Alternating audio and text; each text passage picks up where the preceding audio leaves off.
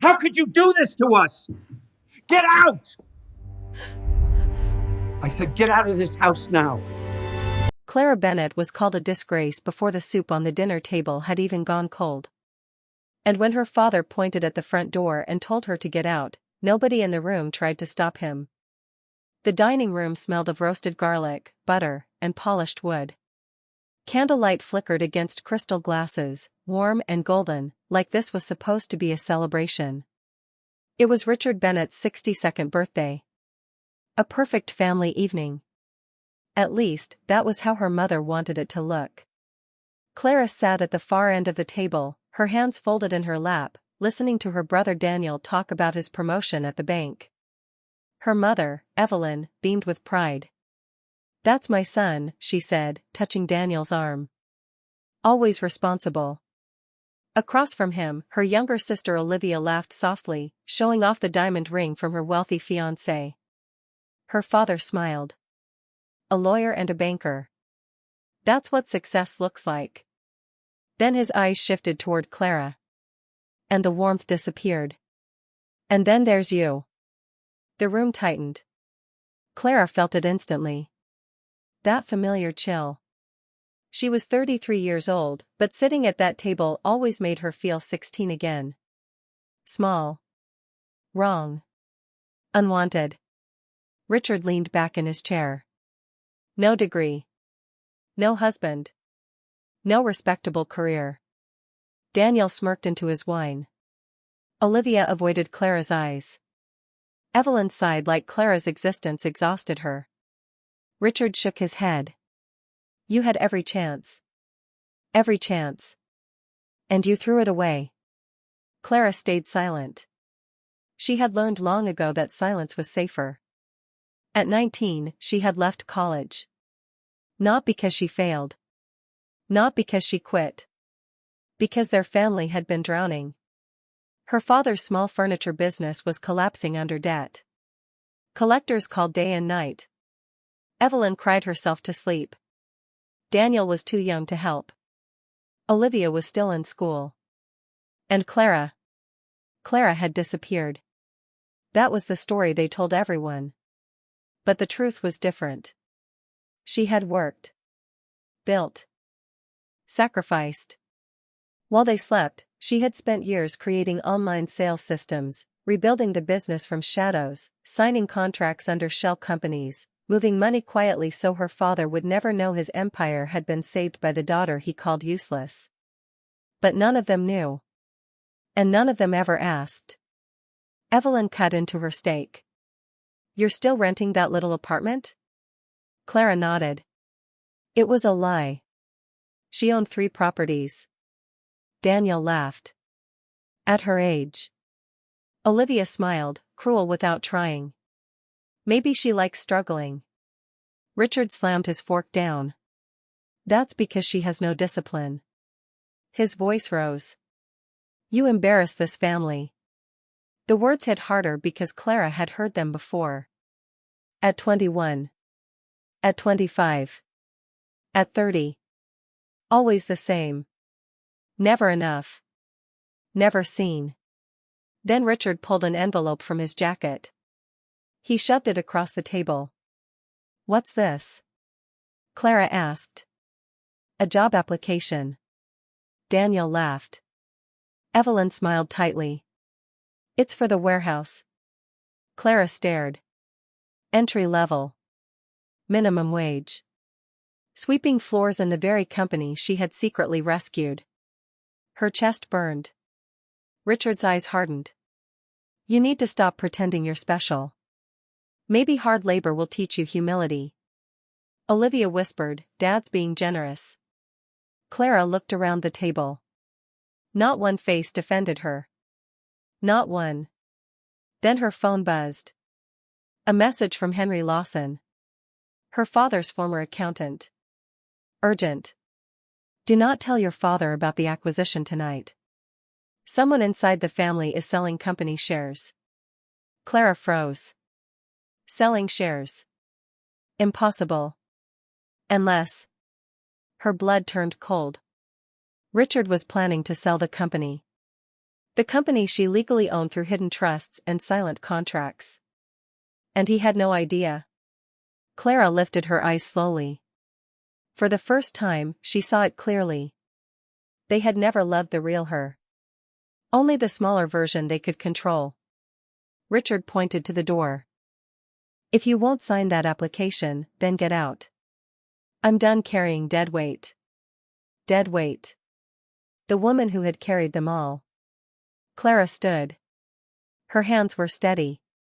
Her face calm. But deep inside, the ground beneath this family had already begun to crack. Because by morning, everything Richard Bennett believed he owned would no longer belong to him.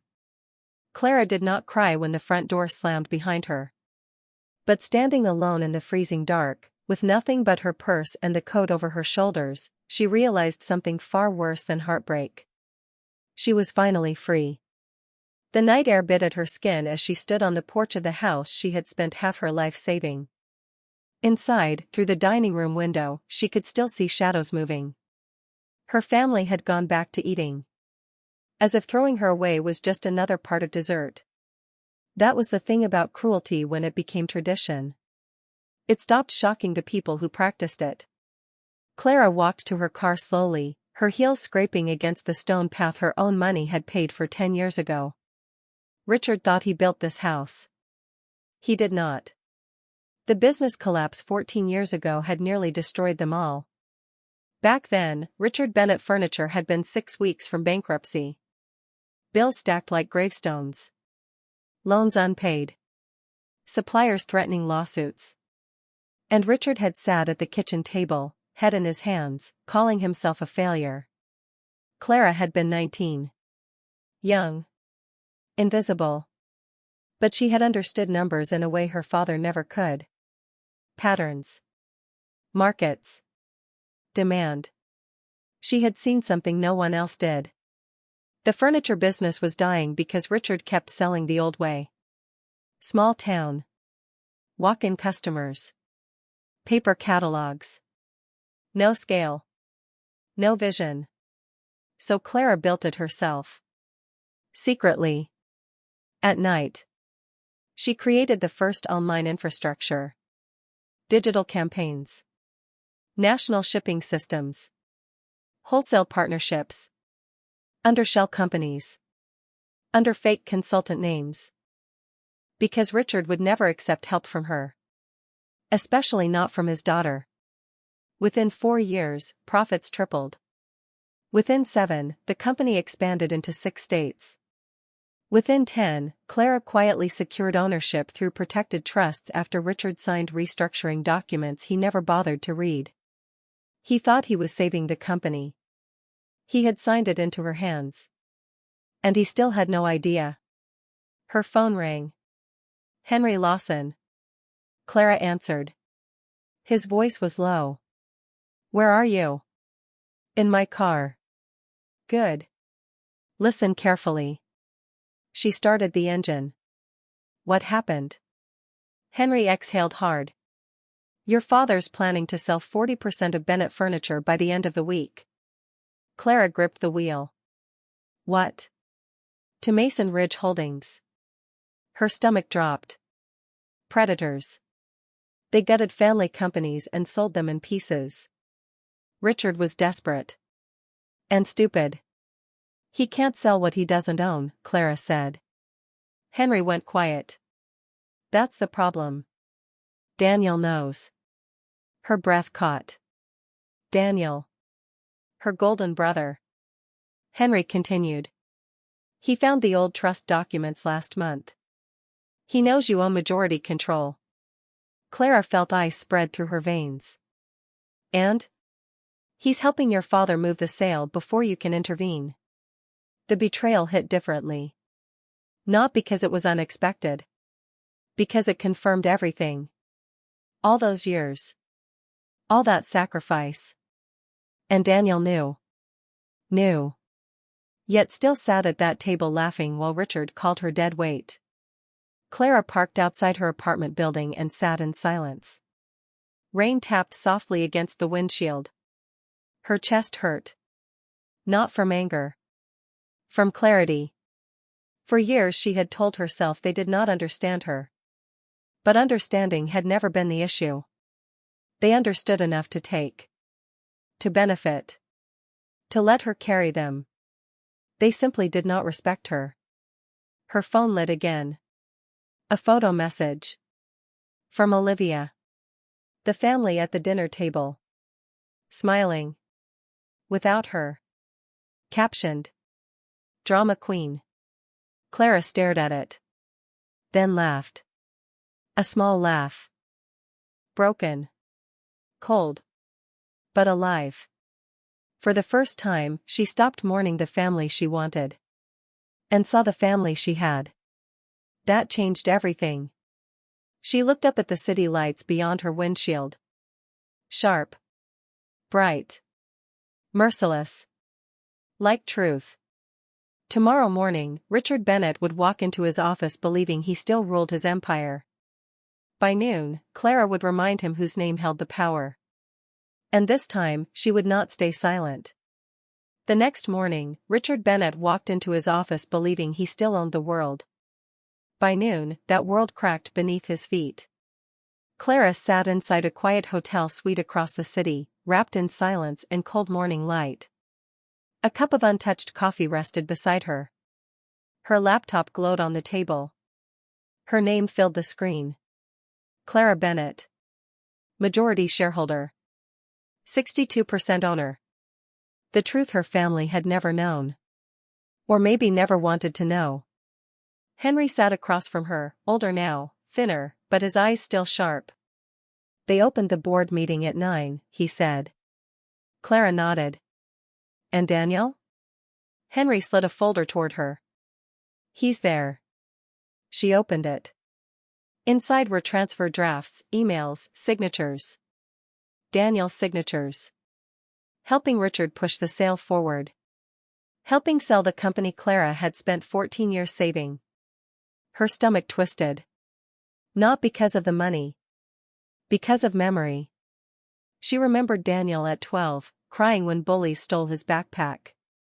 Clara had walked 3 miles in the rain to get it back. She remembered paying his college tuition through anonymous trusts when Richard said money was too tight. She remembered fixing Olivia's wedding debt before it destroyed her engagement.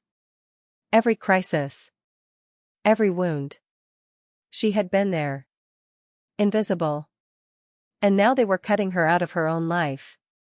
Henry's phone buzzed. He looked at it. Then smiled. It's starting. At Bennett Furniture headquarters, Richard stood at the head of the conference table, proud, loud, certain. Daniel sat beside him, flipping through the sale contracts. Board members whispered nervously. Then the doors opened. 3 lawyers walked in. Behind them came Margaret Vale, Chief Corporate Counsel. Richard frowned. What is this? Margaret placed a black folder on the table. This meeting is suspended. Richard laughed. By whose authority? She looked him dead in the eye. Miss Bennett's. Silence. Richard blinked. Whose? Margaret opened the folder. Official documents. Trust agreements. Ownership records. Everything. Daniel went pale. Richard stared. His hands shook. This is wrong. Margaret's voice stayed calm. It is legally binding. Clara Bennett became majority owner 11 years ago during the debt restructuring. Richard turned toward Daniel. You knew? Daniel swallowed. Not speaking. That silence said enough. Back at the hotel, Clara watched the security feed Henry had arranged. Her father looked smaller than she had ever seen him. Not because he was weak. Because for the first time, he was powerless.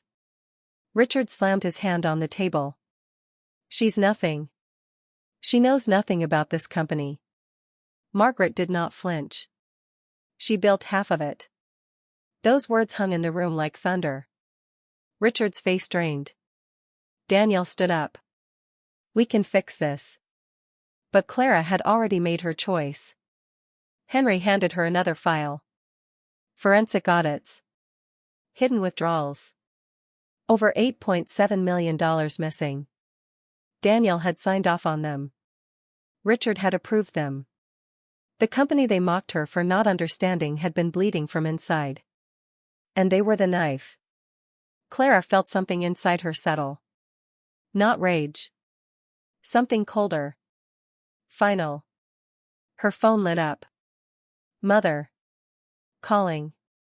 Again. And again. She ignored it. For years Evelyn Bennett had watched the unfairness and called it peace. Now peace was gone. Clara rose and walked to the window. Below her, Boston moved like a river of steel and glass. Far away from that dining room. Far away from the girl who kept begging to be loved. Henry spoke softly. "What do you want to do?" Clara looked at her reflection. The same face. The same woman. But not the same soul. For 14 years she had protected the family name. Now she understood. Some names were prisons. She turned back to Henry. Her voice steady. "Freeze all assets." Henry nodded. "And Richard?" Clara's eyes darkened. "He wanted to teach me humility." She picked up her coat. "Now he can learn loss." Richard Bennett lost everything in 48 hours. Not because Clara destroyed him. Because the truth finally stopped protecting him. The morning after the asset freeze, chaos swallowed Bennett furniture like fire through dry wood. Bank accounts locked. Pending contracts suspended. Internal audits triggered. Every executive woke up to legal notices.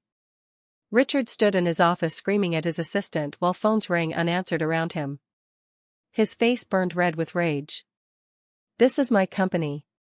But every time he shouted it, the words sounded weaker. Like even he no longer believed them. Daniel sat in the corner, pale and sweating. He had not slept. The forensic team had found the missing money. $8.7 million. Moved through shell accounts. Covered with fake vendor invoices. At first Daniel told himself it was temporary. A loan. A shortcut. He had planned to put it back. But now, staring at the evidence spread across the table, he understood what it looked like. Theft. Richard slammed his fists down. "You idiot." Daniel looked up, stunned. "You approved it," he snapped. Richard's eyes widened. And for a second, father and son saw each other clearly. Not as family. As mirrors. Across town, Evelyn sat in her kitchen with shaking hands. Her tea had gone cold. She kept replaying Clara's face from the dinner. The silence. The hurt. The calm. Now pieces were falling into place. The medical bills that had disappeared years ago. The mortgage that was suddenly paid during the recession. Olivia's wedding crisis. The anonymous rescues. It had been Clara. All of it. And Evelyn had never once thanked her. She pressed her hand over her mouth. A mother should know. But she had not wanted to know. Because knowing would have forced her to admit Richard was wrong. And she had built her whole life surviving by agreeing with him. Olivia arrived an hour later, panicked. "Mom, reporters are outside Daniel's office." Evelyn looked up. "What?" Olivia held up her phone. "News alerts everywhere. Bennett Furniture under investigation. Major shareholder Clara Bennett takes emergency control." Olivia stared at the name. Clara. Her sister. The owner. The room spun. "No," Olivia whispered. "That's impossible." But deep down, she remembered. Clara always working late. Always disappearing. Always knowing more than she said. Suddenly the memories changed shape. Not failure. Sacrifice. At noon, Clara walked into Bennett headquarters for the first time in 6 years. The building smelled the same. Oak polish. Leather. Dust. Memories. Employees froze when they saw her. Some recognized her. Most did not. But every eye followed her. At the boardroom doors, Henry stood waiting. Inside, Richard was still arguing. Then the doors opened. Silence dropped like stone. Clara stepped in. Dark coat. Straight posture. Calm eyes. Richard stared at her. For the first time in his life, he looked afraid. "How dare you," he hissed. Clara said nothing. Margaret placed the audit reports on the table. Daniel looked away. Richard's hands trembled. "You did this." Clara's voice came soft. "No." She looked at the reports. "You did." The words hit harder than shouting. Richard's face cracked with fury. "This family gave you everything." Clara laughed. A quiet, painful laugh. "No." Her eyes burned now. "I gave everything." The room went still. Years of silence broke open. Her childhood. Her sacrifices. Her invisible labor. Her love. Thrown away like trash. Richard opened his mouth, but nothing came. Because for once, there was no lie big enough to stand against truth. Clara looked at each of them. Her father. Her brother. The company. The life she had carried. And she understood something at last. Power was never about ownership. It was about knowing your worth before anyone else did. She slid one final document across the table. Termination papers. For Richard. And criminal referrals. For Daniel. Richard stared at them like death itself. Clara turned and walked away. Behind her, the empire began to collapse. And for the first time in her life, she did not look back. 3 months later, Richard Bennett stood in a courtroom where nobody cared that he used to be respected. No polished office. No boardroom. No family dinner table where his voice could silence everyone. Only cold walls, hard benches, and truth. The criminal investigation had moved faster than anyone expected. Daniel had confessed. Not out of courage. Out of fear. He admitted to moving the money, forging approvals, and helping Richard hide losses before the company's sale. In exchange, he received a reduced sentence. Richard did not.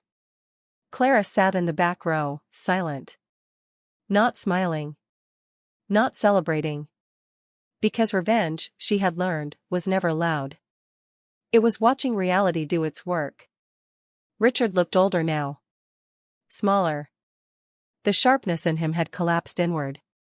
For the first time in her life, Clara saw her father without power. And it made him almost unrecognizable. Evelyn sat beside Clara, trembling.